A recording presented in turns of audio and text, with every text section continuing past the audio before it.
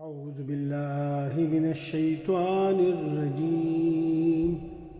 بسم الله الرحمن الرحيم. الذين استجابوا لله والرسول من بعد ما أصابهم القرح للذين أحسنوا منهم واتقوا أجر عظيم. جن لوگوں نے زخم کھانے کے بعد بھی اللہ اور رسول کی پکار پر لبیک کہا، ان میں جو اشخاص نیکوکار اور پرہیزگار ہیں ان کے لیے بڑا اجر ہے۔ الذين قال لهم الناس إن الناس قد جمعوا لكم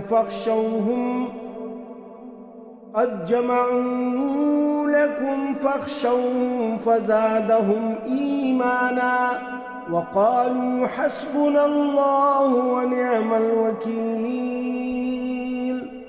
اور وہ جن سے لوگوں نے کہا کہ تمہارے خلاف بڑی فوجیں جمع ہوئی ہیں، ان سے ڈرو، تو یہ سن کر ان کا ایمان اور بڑھ گیا، اور انہوں نے جواب دیا کہ ہمارے لیے اللہ کافی ہے اور وہی بہترین کارساز ہے۔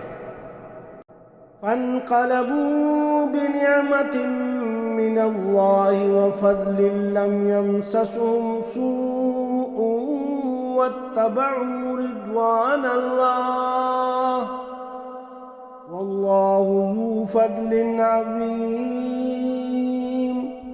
آخر کار وہ اللہ تعالیٰ کی نعمت اور فضل کے ساتھ پلٹ آئے، ان کو کسی قسم کا ضرر بھی نہ پہنچا، اور اللہ کی رضا پر چلنے کا شرف بھی انہیں حاصل ہو گیا۔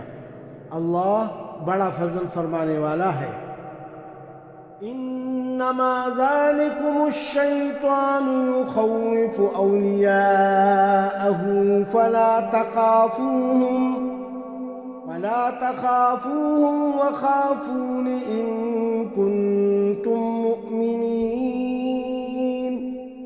اب تمہیں معلوم ہو گیا کہ وہ دراصل شیطان تھا جو اپنے دوستوں سے خواہ مخواہ ڈرا رہا تھا، لہٰذا آئندہ تم انسانوں سے نہ ڈرنا، مجھ سے ڈرنا اگر تم حقیقت میں صاحب ایمان ہو۔